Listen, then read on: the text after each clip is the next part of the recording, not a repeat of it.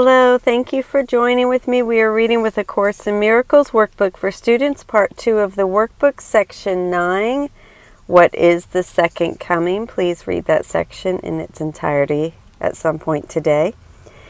This is Lesson 304. Let not my world obscure the sight of Christ. I can obscure my holy sight if I intrude my world upon it. Nor can I behold the holy sights Christ looks upon unless it is His vision that I use. Perception is a mirror, not a fact, and what I look on is my state of mind reflected outward. I would bless the world by looking on it through the eyes of Christ, and I will look upon the certain signs that all my sins have been forgiven me. And we'll go down and read footnote 117. If what I look on is my state of mind reflected outward, and I look on a forgiven world, that means that what I see will be a visible sign that all my sins have been forgiven me. You lead me from the darkness to the light, from sin to holiness.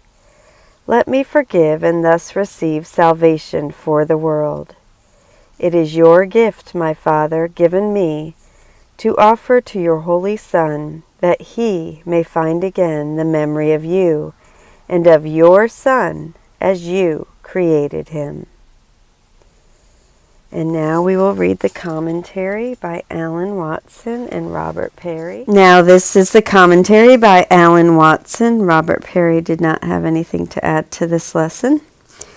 Commentary. My world is, of course, the world I made to support my ego, the illusory world of attack and separation.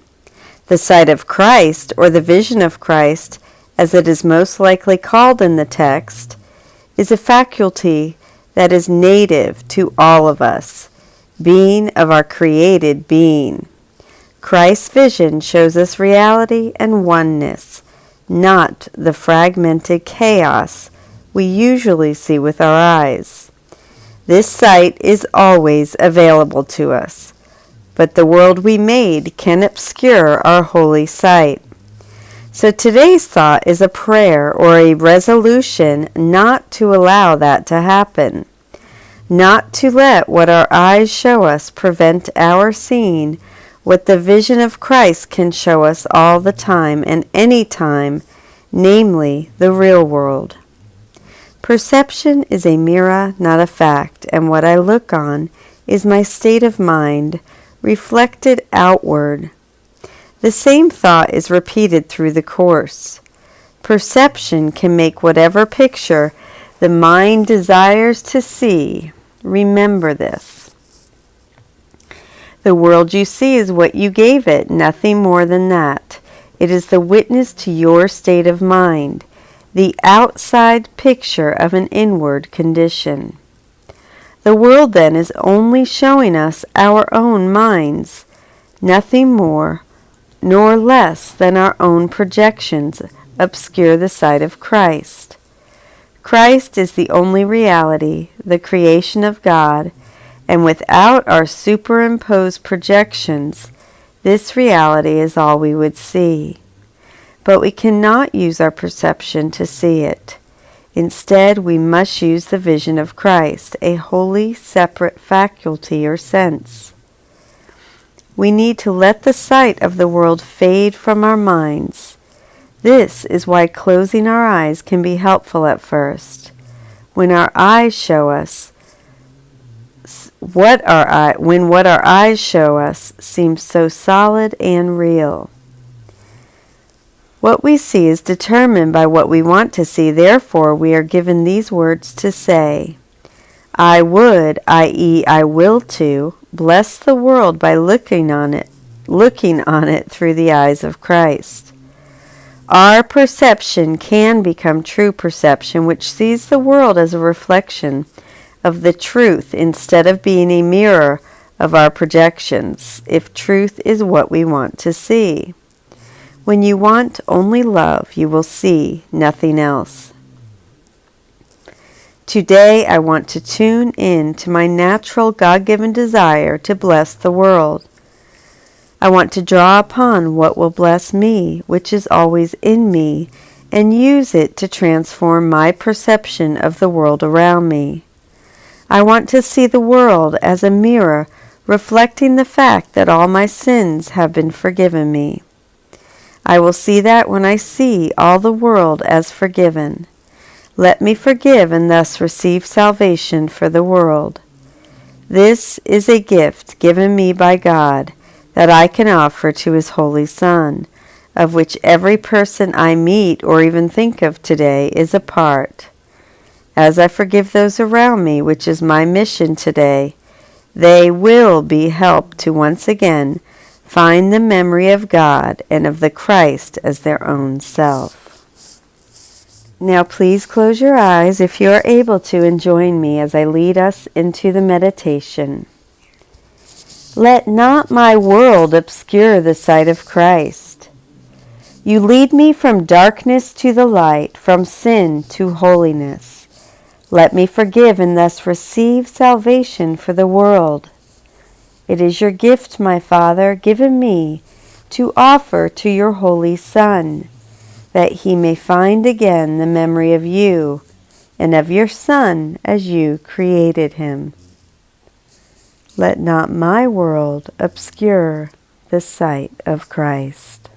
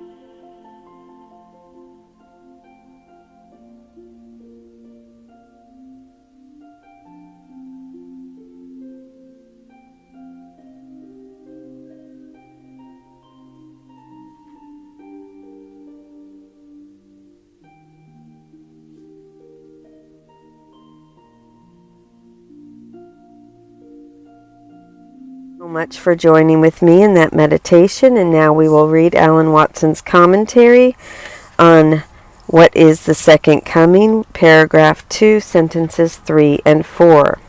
And we are continuing from part 2 in the list of descriptions of the Second Coming. The recognition of perfect oneness. The Second Coming is the recognition of our perfect oneness. Forgiveness lights the Second Coming's way because it shines on everything as one, and thus is oneness recognized at last. With perfect forgiveness, all barriers, all apparent reasons for separation vanish, and our oneness can be recognized at last. Every unforgiveness is a reason for separation, a justification for holding ourselves apart.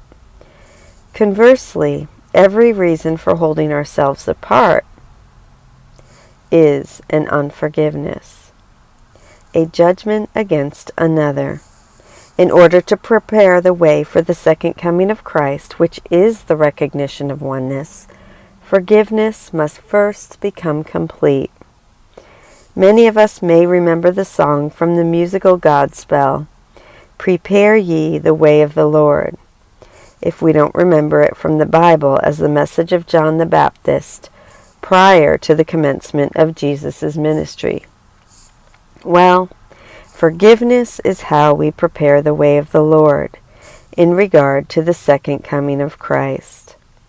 Forgiveness lights the second coming's way. It removes the barriers to our awareness of oneness. Thank you so much for joining with me in Lesson 304. Let not my world obscure the sight of Christ. I love you.